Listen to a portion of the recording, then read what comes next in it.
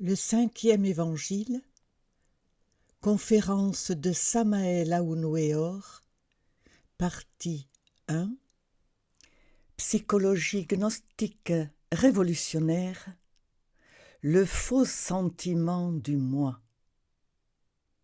Présentateur de la cassette, conférence dictée en troisième chambre par le vénérable maître Samael Aoun-Weor, le 4 mai 1977. Nous commencerons notre homélie. Aujourd'hui, nous avons 2 mariages, non? C'est 1 ou 2, disciples? 2, maître. 2 couples, c'est bien. Nous avons 2 mariages gnostiques. Nous donnerons premièrement l'homélie en troisième chambre pour préparer donc l'ambiance, amener l'enseignement jusqu'au cœur de chacun. Et ensuite, donc évidemment, nous aurons le rituel pour les 2 mariages. Nous allons parler aujourd'hui un peu du sentiment de soi-même. Cela vaut la peine que nous réfléchissions à cette question du sentiment de soi-même. Il convient que nous comprenions à fond la question du faux sentiment de l'ego. Tous ici, au fond de notre cœur, nous avons toujours le sentiment de nous-mêmes. Mais il convient de savoir si ce sentiment est correct ou erroné. Il est donc nécessaire de comprendre ce qu'est ce sentiment du « je ». Avant tout, il est urgent de comprendre que les gens seraient disposés à abandonner l'alcool, le cinéma, les fêtes, etc., mais pas leur propre souffrance. Les gens adorent leur propre douleur, leur souffrance. Ils se détacheraient plus facilement d'un moment de joie que de leur propre souffrance. Toutefois, il paraît paradoxal que tous se prononcent contre ces mêmes souffrances, qu'ils se plaignent de leur douleur, mais quand il faut véritablement les abandonner, d'aucune manière ils sont disposés à un tel renoncement. Assurément, nous avons une série de photographies vivantes de nous-mêmes, des photographies de nous lorsque nous avions 18 ans, des photographies de nous lorsque nous étions des enfants, des photographies de nous lorsque nous étions des hommes de 21 ans, des photographies de nous à 28 ou 30 ans, etc., etc., etc. À chacune de ces photographies psychologiques correspond toute une série de souffrances, c'est ostensible. Et nous avons plaisir à examiner de telles photographies, et nous nous délectons à raconter aux autres les souffrances de chaque âge, les douloureuses époques par lesquelles nous sommes passés, etc. Il y a une saveur assez exotique, bohème, pour ainsi dire, quand nous racontons aux autres nos douleurs, quand nous leur disons que nous sommes des gens d'expérience, quand nous leur contons nos aventures d'enfants, la manière dont nous avons dû travailler pour gagner le pain de chaque jour, l'époque la plus douloureuse de notre existence, quand nous allions ici ou là, à la recherche de centimes pour subsister, que de douleurs, que de tourments. Et en tout cela, nous nous réjouissons. Quand nous faisons ce type de narration, nous sommes véritablement bohèmes, enthousiastes. Au lieu de nous délecter, dans ce cas, d'alcool ou de cigares, nous nous délectons de l'historiette, du roman, de ce qui nous est arrivé, de ce que nous avons dit, de ce que l'on nous a dit, de la manière dont nous avons vécu, etc., etc. C'est une espèce de bohème assez exotique qui nous plaît. Il semble que d'aucune manière nous soyons disposés à abandonner nos propres souffrances. Elles sont donc le narcotique qui plaît à tous, le délice qui est agréable à tous. Et plus une vie est accidentée, plus nous nous sentons exotiques, bohèmes, avec nos douleurs. Chose absurde, c'est certain. Mais observez qu'à chaque situation correspond un sentiment du je, du moi-même. Nous sentons que nous sommes, nous sentons que nous existons. En ce moment, vous êtes réunis ici en train de m'écouter et je suis en train de vous parler. Vous sentez que vous sentez. Vous avez ici dans le cœur le sentiment de vous-même. Mais êtes-vous sûr que ce sentiment soit correct? Il est possible que oui, vous soyez sûr de cela. Et ce sentiment que vous avez en ce moment, le sentiment d'exister, le sentiment d'être et de vivre, est le véritable? Ou serait-ce un faux sentiment? Il convient que nous réfléchissions un peu à ces questions. Quand nous allons quelque part, peut-être dans les bars, ou quand nous allons dans les cabarets, avons-nous un sentiment? Oui, il est évident que nous en avons un. Mais est-ce le bon? À chaque âge correspond un sentiment, car l'un est le sentiment de quelqu'un qui a 18 ans et l'autre de celui qui a 25 ans. Un autre est le sentiment de celui qui a 30 ans et un autre est à celui qui a 35 ans. Et il est indubitable qu'un vieillard de 80 ans aura son propre sentiment. Lequel de ces sentiments est le véritable? C'est quelque chose de bien terrible, cette question du sentiment de soi-même. Parce qu'on sent, on sent qu'on existe, on sent qu'on vit, on sent qu'on est, on sent qu'on sent. On a un cœur et on sent. Et on dit je et je. Ils sont nombreux les je.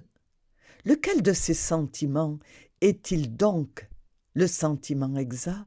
Réfléchissez un peu à cette question, pensez. Cela vaut la peine d'essayer de comprendre cette question.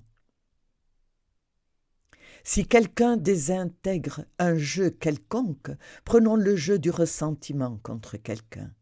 Il est satisfait de l'avoir désintégré. Mais si ce même sentiment continue, il y a quelque chose qui est en train d'échouer dans le travail. Tout simplement, cela nous indique que ce « je » que nous croyons avoir désintégré ne s'est pas désintégré puisque le sentiment de celui-ci continue. Si nous pardonnons à quelqu'un, et plus encore, si nous supprimons la douleur que cette personne nous a provoquée, mais que nous continuons avec ce même sentiment, alors cela indique que nous n'avons pas annulé l'offense ou le mauvais souvenir ou la mauvaise action que quelqu'un a provoquée en nous. Le jeu du ressentiment continue à être vivant. Nous sommes en train de toucher un point très délicat, puisque nous sommes tous dans le travail de soi-même et sur soi-même. Combien de fois avons-nous cru, par exemple, que nous avions désintégré un jeu de vengeance, supposons. Mais ce sentiment que nous avions continue. Ceci indique alors que nous n'avons pas réussi à désintégrer ce jeu, c'est évident. De cette manière donc, qu'en nous existe autant de sentiments que d'agrégats psychiques ou de « je » que nous avons en nous. Si nous avons 10 000 agrégats psychiques, indubitablement nous aurons 10 000 sentiments de nous-mêmes. Chaque « je » a son propre sentiment. Ainsi donc, une règle à suivre dans notre travail sur nous-mêmes, c'est cette question du sentiment.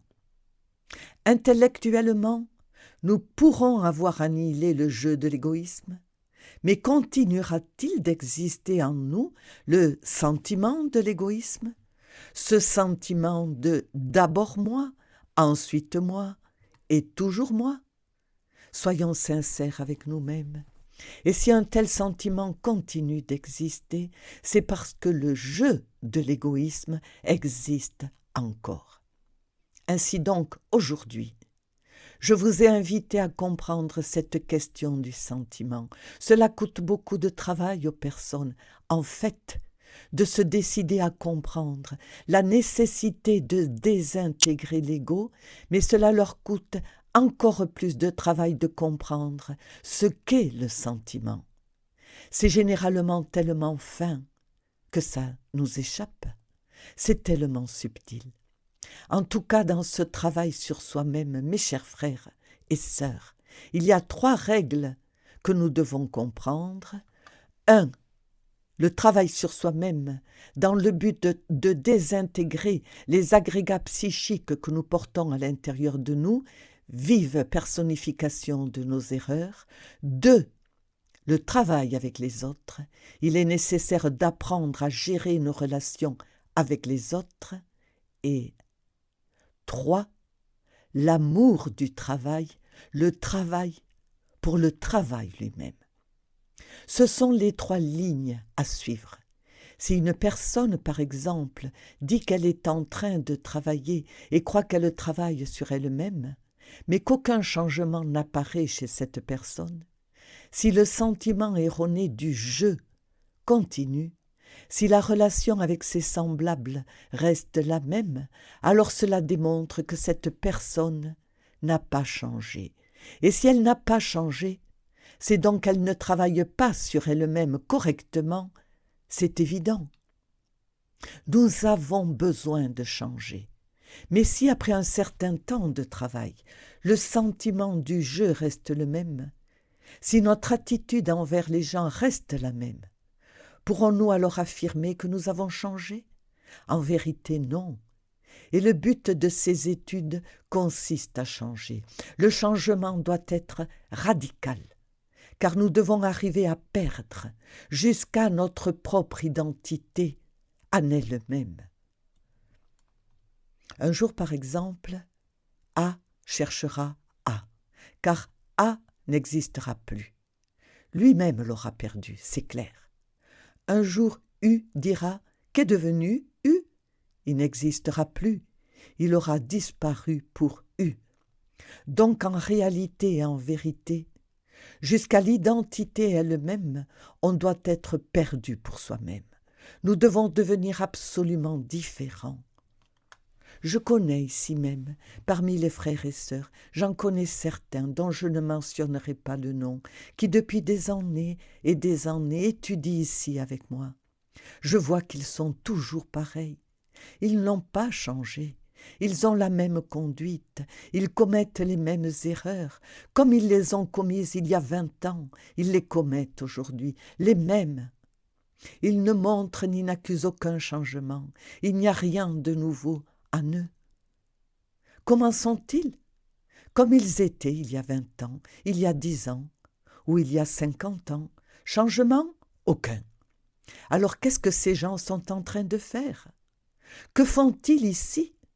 En fait, ils perdent leur temps misérablement, n'est-ce pas?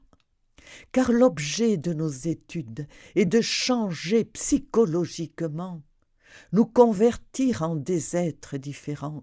Mais si nous continuons à être les mêmes, si un tel est le même qu'il y a 10 ans, eh bien alors il n'a pas changé, ni ne fait rien. Il est en train de perdre son temps, c'est évident. Je vous invite tous à cette réflexion. Voulez-vous changer ou ne voulez-vous pas changer? Si vous continuez à être toujours les mêmes, alors qu'êtes-vous en train de faire? Dans quel but êtes-vous réunis ici, dans la 3e chambre? Pourquoi faire? Il faut être plus réfléchi. Un guide à suivre est cette question du sentiment du jeu. Le sentiment du jeu est toujours erroné, il n'est jamais correct. Nous devons faire la distinction entre le sentiment du jeu et le sentiment de l'être. L'être est l'être, et la raison d'être de l'être est ce même être. Le sentiment de l'être est toujours correct, mais le sentiment du jeu est un sentiment erroné, un faux sentiment. Pourquoi les frères et sœurs se réjouissent avec leurs photos? avec les photos psychologiques d'il y a 20 ans, 30 ans ou 50 ans? Que leur arrive-t-il? Chaque photo psychologique est accompagnée d'un sentiment différent. Et oui, le sentiment du jeune de 18 ans qui se saoule, le sentiment du garçon de 20 ans qui va avec sa jeune fiancée ou suit les chemins de la perversité, etc. Lequel de ces sentiments est-il correct? Celui que nous avions quand nous étions des jeunes de 18 ans? Ou celui que nous avons aujourd'hui, à l'âge de 50 ou 60 ans? Quel est le vrai? Eh bien, aucun de ces sentiments n'est véritable. Aucun d'eux n'est correct. Ils sont tous faux.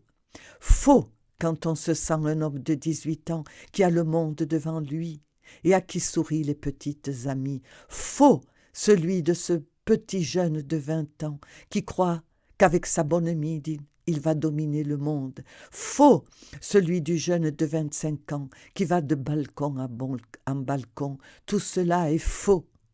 Lequel de ces sentiments est-il réel? Seule la conscience peut nous donner un sentiment réel. N'oubliez pas qu'entre la conscience et l'être, il n'y a pas autant de distance qu'on le dit. Les aspects de la vie sont au nombre de 3, l'être, le sat en sanskrit, la conscience, chit, et la félicité, Ananda. Mais la conscience réelle de l'être, qui n'est pas très éloignée de l'être lui-même, se trouve embouteillée parmi toute cette multiplicité d'agrégats psychiques qui personnifient nos erreurs et qu'en notre intérieur nous portons. Seule la conscience peut nous donner un sentiment correct, mais ce sentiment est cruel pour les autres, parce que les autres sont embouteillés dans de faux sentimentalismes qui n'ont rien à voir avec le véritable sentiment de l'être. Le sentiment de la conscience objective, réelle, est ce qui compte, ce qui est important. Mais pour nous permettre d'avoir ce sentiment véritable de la conscience réelle et objective, nous avons besoin avant tout de désintégrer les agrégats psychiques. À mesure que nous désintégrons, que nous désintégrerons les divers agrégats, vive personnification de nos défauts, la voix de la conscience se fera de plus en plus forte. Le sentiment de l'être, c'est-à-dire de la conscience, se fera ressentir de manière de plus en plus intense. Et à mesure que nous allons ressentir avec la conscience, nous nous rendrons compte que le faux sentiment du « je » nous conduit à l'erreur. Mais cela est extrêmement subtil, extrêmement délicat, car dans la vie nous avons tous trop souffert, c'est évident. Aussi nous avons marché sur le chemin de l'erreur, cela est pathétique. Et dans tous les aspects de notre vie, à chaque processus, à chaque instant, nous avons ressenti dans notre cœur quelque chose qui s'appelle sentiment. Ce quelque chose, nous l'avons toujours considéré comme la voix de notre conscience. Nous l'avons considéré comme le sentiment de soi, comme le sentiment réel, auquel nous avons obéi, comme l'unique chose qui ait pu nous conduire sur le droit chemin, etc. Mais malheureusement, nous étions dans l'erreur, mes chers frères et sœurs. La preuve de notre erreur, c'est que plus tard nous avons eu un autre sentiment complètement différent, totalement distinct, et beaucoup plus tard un autre sentiment encore plus distinct.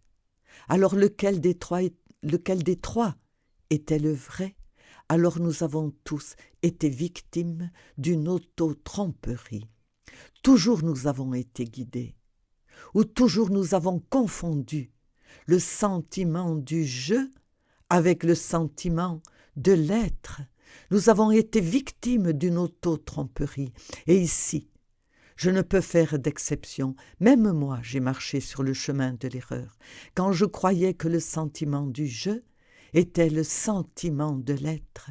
Il n'y a pas d'exception. Nous avons tous été victimes de l'auto-tromperie. Arriver à ressentir vraiment, arriver à avoir un sentiment précis, c'est quelque chose de terrible. Ce sentiment précis est celui de la conscience superlative de l'être. En tout cas, nous devons marcher sur le chemin de l'aristocratie, de l'intelligence, de la noblesse d'esprit. À mesure que nous avancerons sur ce sentier si difficile de l'autoconnaissance et de l'auto-observation de nous-mêmes, de moment en moment, nous allons apprendre aussi à ressentir correctement. Nous allons apprendre à connaître le sentiment authentique de la conscience superlative de l'être. L'être, pour nous, est ce qui compte, ce qui est important. Et le sentiment joue un grand rôle dans cette question de l'être, un rôle très profond. Combien de fois avons-nous cru que nous marchions bien sur le chemin de la vie, guidés par le sentiment vif d'une authentique réalité? Il se trouve que nous allions alors plus mal qu'avant, car nous guidait un faux sentiment, celui du « je ». Il y a des personnes qui ne sont pas capables de se détacher du faux sentiment du « je », jamais. Elles ont une série de photographies d'elles-mêmes qu'elles n'abandonneraient pour rien au monde, ni pour tous les trésors du monde. Elles se réjouissent de leur douleur, et y renoncer serait pire que la mort même. Les gens vivent en se plaignant et se réjouissent de leurs complaintes, et jamais ils n'abandonneraient leur douleur.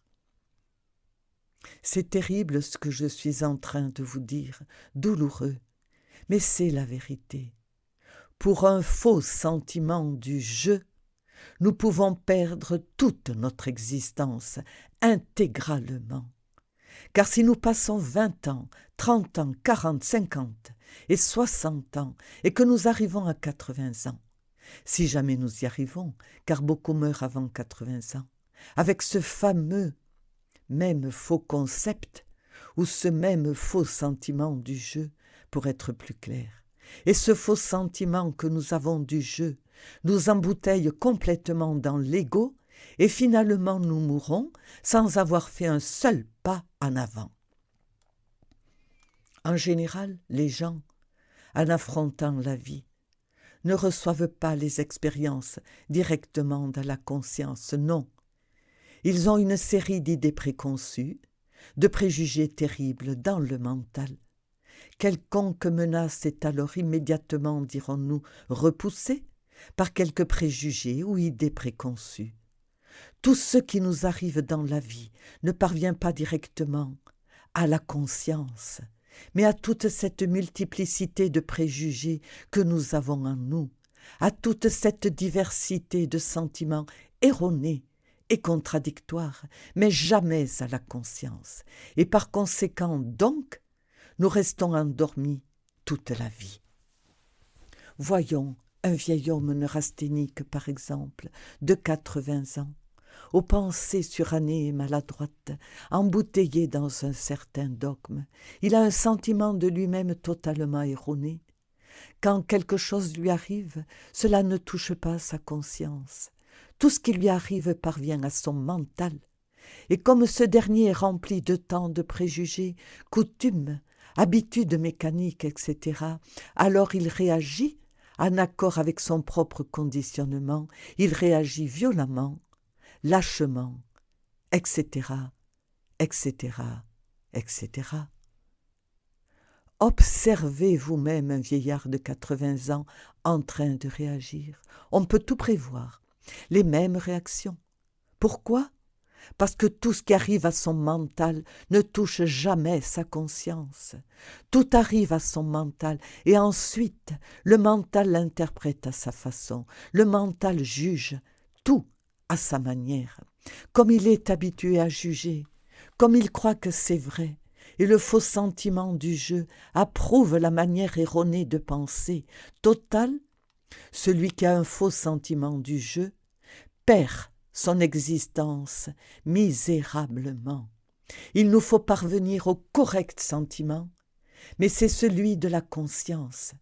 Personne ne pourrait arriver à ce correct sentiment sans avoir auparavant désintégré les agrégats psychiques. À mesure qu'on va désintégrer les agrégats psychiques, le correct sentiment va se manifester. Quand la désintégration est totale, le correct sentiment est lui aussi total. Mais en général, le correct sentiment de soi-même est en lutte contre le faux sentiment du jeu. C'est que le correct sentiment de la conscience est donc, au-delà de tout code d'éthique, au-delà de tout code moral établi par une quelconque religion, etc. Donc en général, les concepts moraux établis par les différentes religions, au fond, s'avèrent faux.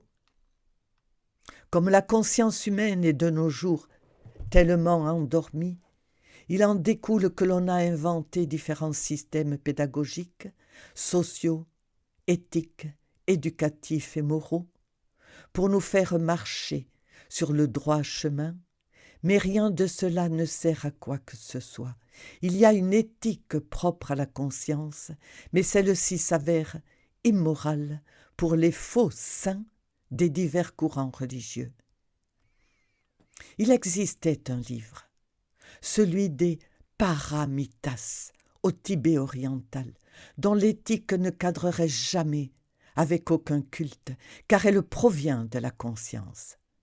Et je ne suis pas en train de me prononcer contre une quelconque forme religieuse, uniquement contre certaines formes ou contre certaines carcasses oxydées, pour ainsi dire, dans lesquelles sont embouteillés de nos jours le mental et le cœur, certaines structures caduques et dégénérées de fausses morales conventionnelles.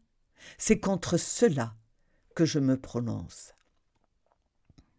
Dans ces études, il ne s'agit pas de suivre ou de vivre en accord avec certaines formes pétrifiées de morale. Ici, on doit développer la capacité de compréhension. Nous devons constamment nous juger nous-mêmes dans le but de savoir ce que nous avons et ce qui nous manque. Il y a beaucoup que nous devons éliminer et beaucoup que nous devons acquérir si nous voulons vraiment marcher sur le droit chemin. Mais le sentiment erroné du jeu ne permet pas à beaucoup de gens d'avancer sur le difficile sentier de la libération. On confond toujours le sentiment erroné du jeu avec le sentiment de l'être. Et si nous n'ouvrons pas bien les yeux, comme on dit, le sentiment erroné du jeu peut tous nous faire échouer dans la présente existence. L'être est ce qui compte, mais il est au plus profond, très profond. Réellement, l'être en soi-même est la monade intérieure. Rappelons-nous Leibniz et ses célèbres monades. La monade en soi-même est ce que nous pourrions appeler en hébreu Meshma, c'est-à-dire Atman Bouddhi. Atman, qui est Atman? L'intime, l'être. À ce propos, les dieux atomiques, nous dit justement, avant que la fausse aurore n'apparaisse sur la terre, ceux qui survécurent à l'ouragan et à la tourmente ont loué l'intime et leur sont apparus les héros, les messagers de l'aurore. Neshama, c'est-à-dire Atman Bouddhi, est la monade citée par un Leibniz et sa philosophie monadique, dont Atman est l'intime, Bouddhi est l'âme spirituelle, la conscience superlative de l'être, les deux intégrés constituent la monade, c'est évident. La monade à son tour s'est dédoublée en l'âme humaine, qui est le manas supérieur des orientalistes. Cette âme humaine, en principe, est complètement germinale, mais d'elle, par dédoublement, a résulté l'essence, qui est la seule chose que les animaux intellectuels ont en eux incarnée. Cette essence est embouteillée dans les divers agrégats psychiques qu'en notre intérieur nous portons. En hébreu, Neshama est précisément Atman. Atman, dans sa partie ineffable. Bouddhi est Roak, et Atman Bouddhi se dit Roach en général. Nefesh est l'âme humaine ou l'âme causale, d'où dérive précisément l'essence que chacun possède en son intérieur. Cette essence, il faut la réveiller. C'est la part de conscience que nous avons en nous. Cette essence, nous devons la mettre en activité. Malheureusement, elle est endormie. Elle est enfermée dans les agrégats psychiques inhumains que nous portons à notre intérieur par malheur. Il est nécessaire de comprendre que quand quelqu'un travaille sur lui-même, il s'engage sur le chemin de la révolution de la conscience. Il aspire à recevoir un jour ses principes animiques et spirituels, c'est-à-dire à se convertir en temple de la monade intérieure, parce qu'il est évident qu'une essence développée, dégagée, éveillée, s'intègre, fusionne complètement avec l'âme humaine dans le monde causal. Beaucoup plus tard, advient le meilleur, le mariage, l'intégration de cette âme humaine avec la monade. Quand cela arrive, le maître s'est auto-réalisé totalement. Par conséquent, ce que nous possédons qui est l'essence doit être travaillé. Nous devons commencer par la désembouteiller, par la libérer. C'est une fraction d'âme humaine en toute créature et il faut la réveiller parce qu'elle est endormie dans chacun des agrégats psychiques qu'en notre intérieur nous portons. Cette essence a son propre sentiment correct qui est différent, complètement différent du faux sentiment du jeu. Cette essence réellement, avec son sentiment, émane de la véritable âme causale ou âme cosmique. Ainsi, le sentiment de l'essence est le même que celui de l'âme cosmique, le même qui existe dans l'âme esprit, le même qui existe dans l'intime ou Atman. Quand on s'engage sur ce chemin, on découvre qu'on se trouve sur le chemin de la révolution de la conscience. Et la révolution de la conscience est terrible, parce qu'elle entraîne en fait, avec elle, la révolution intellectuelle et la révolution physique. La révolution de la conscience provoque une série de révolutions intellectuelles extraordinaires, et à son tour, comme résultat, apparaît la révolution physique.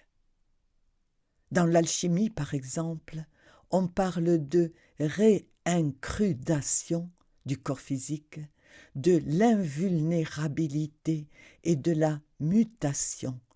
Il est évident que celui qui est parvenu à l'éveil total Celui qui a obtenu l'illumination peut se nourrir de l'arbre de vie et, de ce fait, son corps physique, s'il le veut, peut devenir invulnérable, mutant, et ceci l'obtient au moyen de la réincrudation alchimique. Un illuminé sait très bien comment réaliser la réincrudation. Ainsi, il y a 3 révolutions en une, celle de la conscience qui entraîne avec elle la révolution intellectuelle et l'autre, la révolution physique. Les grands adeptes de la conscience, ceux qui ont obtenu véritablement l'éveil, sont illuminés. Beaucoup d'entre eux sont immortels. Rappelons-nous rien moins que Sanat Kumara, l'ancien des jours, le fondateur du collège d'initiés de la fraternité blanche. Il a amené son corps physique à la terre. Il est venu depuis Vénus. Ce grand maître, ayant passé au-delà de toute nécessité de vivre dans ce monde, y est resté pour aider ceux qui marchent sur le rocailleux sentier qui conduit à la libération finale. Sanat Kumara est quelqu'un qui peut se submerger totalement dans l'océan de la grande lumière, mais qui a renoncé à toute félicité pour rester ici, avec nous, et il est avec nous par amour pour nous. Sur ce chemin que nous parcourons, il est urgent de comprendre comment être en relation correcte avec nos semblables. Si nous travaillons sur nous-mêmes, nous devons aussi lever la torche pour illuminer le chemin des autres, pour montrer à d'autres le sentier. Ce que font précisément les missionnaires gnostiques, montrer à d'autres le sentier de la libération. En Orient, on parle clairement de 2 catégories d'êtres qui marchent sur le chemin. Les premiers, que nous pouvons appeler les Sravakas, et les Buddha Pratyeka. Évidemment, ce sont des ascètes. Ils savent que le faux sentiment du jeu conduit à l'échec. Ils le comprennent.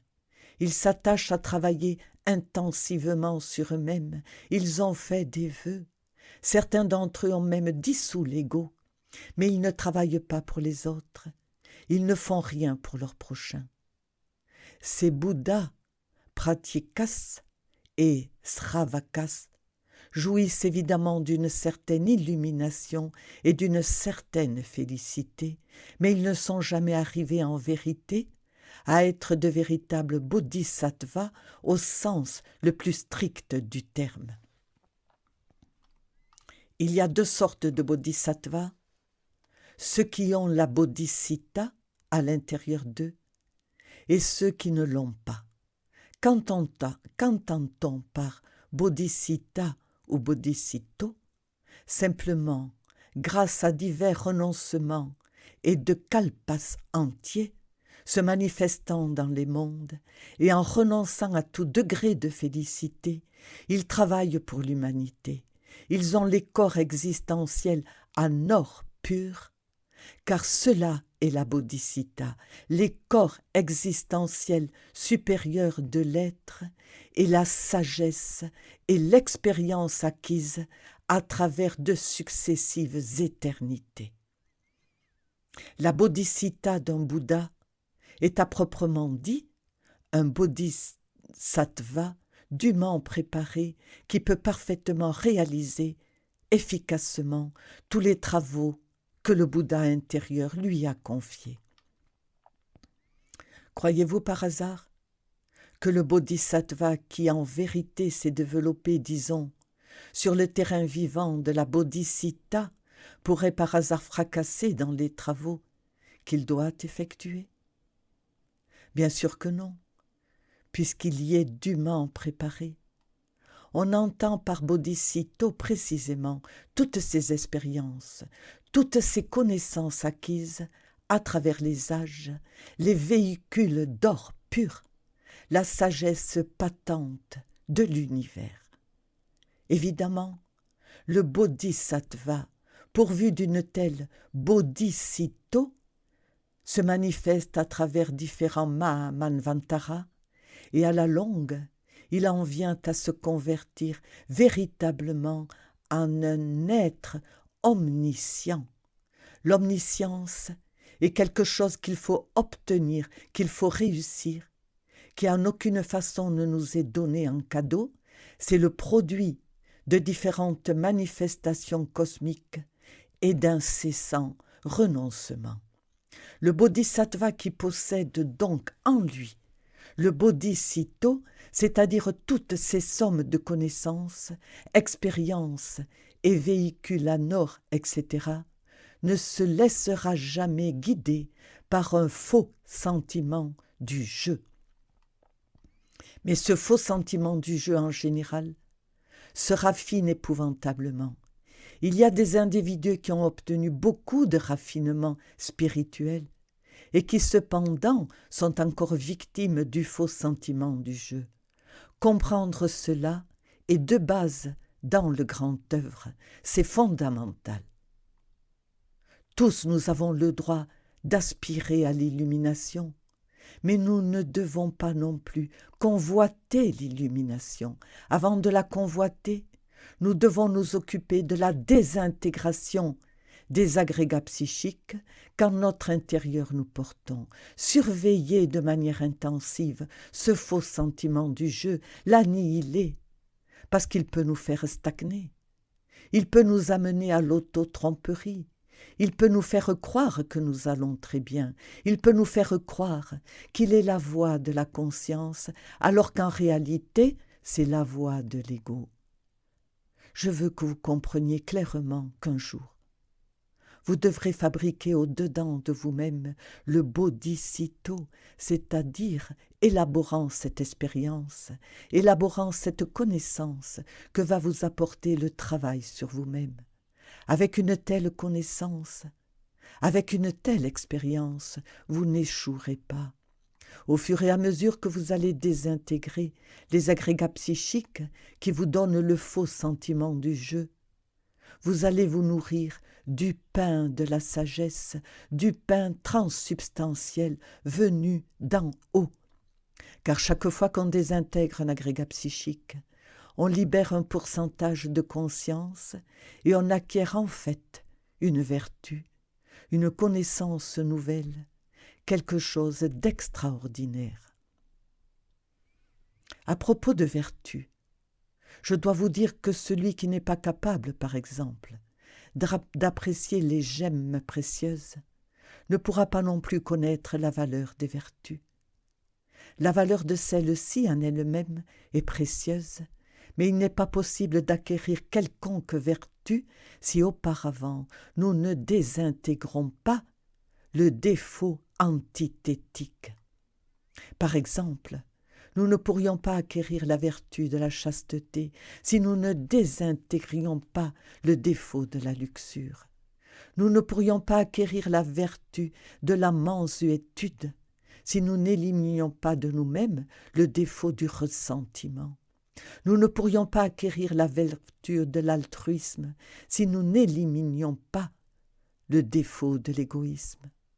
Ce qui importe donc, c'est que nous arrivions à comprendre la nécessité d'éliminer les défauts. C'est ainsi seulement que naîtront en nous les gemmes précieuses des vertus. En tout cas, l'objectif de cette conférence d'aujourd'hui a été d'attirer votre attention sur le faux sentiment du jeu. Vous devrez apprendre à sentir la conscience, à avoir un correct sentiment de la conscience superlative de l'être.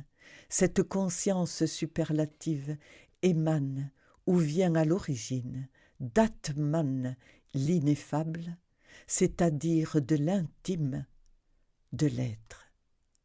Ainsi, mes chers frères et sœurs, nous allons finir cette conférence. Si l'un de vous veut poser une question par rapport à ce thème, il peut le faire avec la plus grande entière liberté. Question. Vénérable Maître, quelle relation entre les sensations et le sentiment, maître? Les sensations sont des sensations. Il y en a des positives et des négatives. Toute sensation, par exemple, est le résultat d'une certaine radiation ou impression externe. Par exemple, il nous vient une sensation de douleur qui a été produite par quelqu'un, que ce soit avec la parole ou simplement parce qu'on nous a donné un coup. Nous avons alors une sensation de douleur. Et nous avons une sensation de joie quand quelqu'un nous traite bien et quand nous sentons un parfum délicieux. En tout cas, les sensations sont des sensations, mais le sentiment, on le porte dans le cœur. C'est différent. Il va dans le centre émotionnel. On ne doit jamais confondre le sentiment authentique de l'être, de l'atman, de la monade, de l'essence, etc., de l'être en général, avec le sentiment du jeu. Chaque jeu a un type de sentiment et en général, ces sentiments du jeu nous mènent à l'échec. Une autre question? Vous pouvez tous poser des questions, qu'aucun ne reste avec des doutes. Tu as la parole, frère. Question. Vénérable maître, à chaque âge ou étape d'un individu, il y a certains jeux caractéristiques qui se manifestent? Maître, bien sûr que oui, en accord avec la loi de récurrence. Parce que si dans l'existence passée, vers 30 ans, nous avons eu une querelle dans un bar, le jeu de cette bagarre reste au fond de nous-mêmes, en attendant le moment de nos 30 ans, pour sortir une nouvelle fois. Quand on arrivera à cet âge, il sortira alors. Il cherchera un bar dans le but de rencontrer l'individu avec lequel il s'est querellé. Ce dernier en fera autant, et à la fin, ils se retrouveront tous les deux au bar et se querelleront à nouveau. Telle est la loi de récurrence. Et si à l'âge de 25 ans, nous avons eu une aventure amoureuse, alors à ce même âge, le jeu qui se trouvait donc là, à attendre tout au fond de nous, ressortira à la surface, contrôlera l'intellect, contrôlera le cœur et ira chercher la bien-aimée de ses rêves. Elle fera de même, et tous deux se rencontreront de nouveau pour répéter l'aventure. Ainsi le robot humain est programmé par la loi de récurrence. Une autre question? En tout cas, l'être, le véritable être, ne s'exprime pas dans l'animal intellectuel. Il vit normalement dans la voie lactée. Il se déplace dans la voie lactée. Ce qui agit dans ce monde, c'est le robot programmé par la loi de récurrence. Il est nécessaire de désintégrer l'ego et d'éveiller la conscience pour que la monade Atman Bouddhi, le Ruach Elohim, qui selon Moïse labourait les eaux au commencement du monde, le roi soleil, reviennent naturellement pour s'exprimer en nous, viennent à la manifestation, s'intègrent dans notre personne humaine. Lui seul peut faire. Les gens croient qu'ils font, mais ils ne font rien. Ils agissent en accord avec la loi de récurrence. Ce sont des machines programmées, et c'est tout. Question. Vénérable maître, à propos de ce que vous avez dit sur la loi de récurrence, j'ai lu dans un magazine, dans l'éditorial, que vous avez fait. En 1385 a eu lieu la bataille de Tlatelolco, le seigneur de Tlatelolco avec le seigneur d'Azcapotlán. Et la bataille qui a eu lieu en 1958 fut la même que celle qui avait eu lieu cette année-là. Maître. Eh bien oui, il est clair que c'est ainsi, et tout se répète toujours, en accord avec la loi de récurrence, c'est vrai. La Seconde Guerre mondiale n'a pas été autre chose que la répétition de la première, et la troisième ne sera que la répétition de la seconde. Une autre question? Question. Vénérable, peut-on avoir, disons, le sentiment de croire qu'on a éliminé un défaut L'individu a éliminé un défaut, étant donné qu'il se trouve en suspens à cause de l'âge ou de l'étape vivant en soi. Maître, oui, on peut croire qu'on a éliminé tel ou tel défaut psychologique, mais si le sentiment de ce moi continue en nous, cela signifie qu'il n'a pas été éliminé. De sorte que voilà un moyen par lequel cette connaissance nous permet de savoir si nous avons éliminé tel ou tel je. C'est un étalon de mesure qui nous permet de découvrir si nous avons ou n'avons pas éliminé tel ou tel agrégat psychique. Question. Maître, comment pouvons-nous expliquer le fait qu'Adonai ait du karma dans ce cas? Maître, bon, Adonai, le fils de la lumière et de la joie, n'a pas de karma que je sache. S'il a mis du temps à éliminer un quelconque élément indésirable, alors c'est du passé. Question. J'avais cru comprendre que son karma, c'était les mémoires de l'âme. Maître. Bon, mais cela est une conjecture. Nous devons nous baser sur les faits. Mais je ne crois pas qu'Adonai ait du karma. Du moins, je n'ai pas été informé de cela. Voilà la crue réalité. À ma connaissance, il n'a pas de karma. Il a maintenant un corps physique. Il vit en Europe. C'est un adepte merveilleux. Il appartient au cercle conscient de l'humanité solaire qui opère sur les centres supérieurs de l'être. Il vit comme un inconnu en Europe, en France. Y a-t-il une autre question? Voyons. Ah. Question. Maître, dans ma question, il y a plusieurs interrogations. À part Sanat Kumara, y a-t-il d'autres Kumara? Car j'ai aussi pu comprendre que tout maître qui a quelque chose de base à Yod Eve, le père-mère, se rapproche du Kumara.